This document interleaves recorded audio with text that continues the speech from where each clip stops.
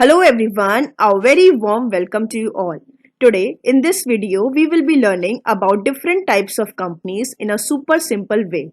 So, if you are ready to learn, hit the subscribe button and let the exploration begin. Now the types of companies companies कितने तरह की होती हैं आपने बहुत तरह की कंपनीज के नाम सुने होंगे and in this video we are going to discuss those categories of companies की कंपनी को कितनी कैटेगरीज में डिवाइड किया जा सकता है so first is on the basis of incorporation incorporation के बेसिस पे कंपनीज थ्री टाइप्स की होती हैं that is statutory companies chartered companies and registered companies ये सभी कंपनीज की डिटेल हम आगे फर्दर वीडियो में डिस्कस करेंगे Second category is on the basis of liability.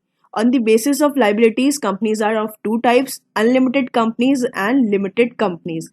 Unlimited company means unlimited liability company and second is limited liability company. Limited liability companies भी दो type की होती हैं, limited by guarantee या limited by share capital. Limited by share capital companies भी दो type की होती हैं first is private company and second is public company इसके अलावा जो थर्ड कैटेगरी है वो है on the basis of control on the basis of control चार टाइप की कंपनीज होती हैं first is government company second is holding company third is subsidiary company and the fourth is associate company let's discuss the first category that is on the basis of incorporation तो on the basis of incorporation हमारी three type की companies थी chartered company registered company and statutory company first is chartered companies ये वो companies होती हैं जो king and queen charter pass करके बनाया करते थे ये कंपनीज अब एग्जिस्ट नहीं करती हैं इनके एग्जाम्पल्स हैं ईस्ट इंडिया कंपनी जो इनकॉर्पोरेट की गई थी 1600 एडी में या फिर बैंक ऑफ जापान ये सभी कंपनीज चार्टर पास करके उनके किंग या क्वीन ने बनाई थी ये कंपनीज अब इंडिया में प्रेवलेंट नहीं है These companies were formed by a royal charter that is at the express orders of the king or queen and were also called chartered companies. Such companies are not prevalent in India today.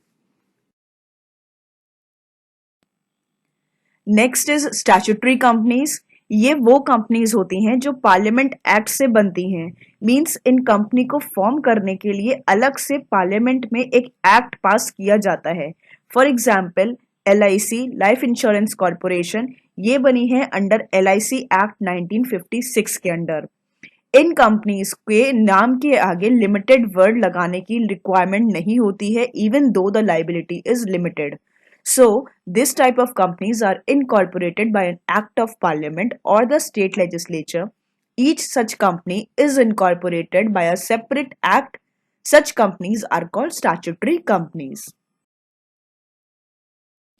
Next is registered companies.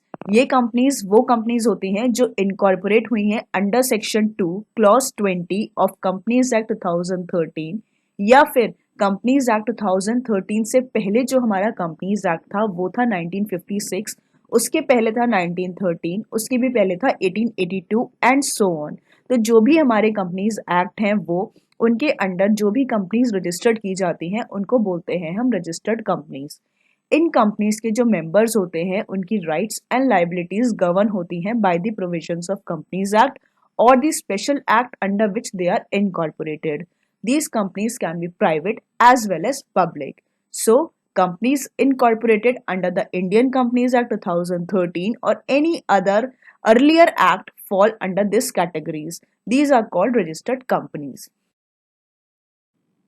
Thank you so much. We will discuss the second kind of companies on the basis of liabilities in the next video. So do subscribe and hit the bell icon to get all the notifications. Until our next video, keep exploring and expanding your knowledge.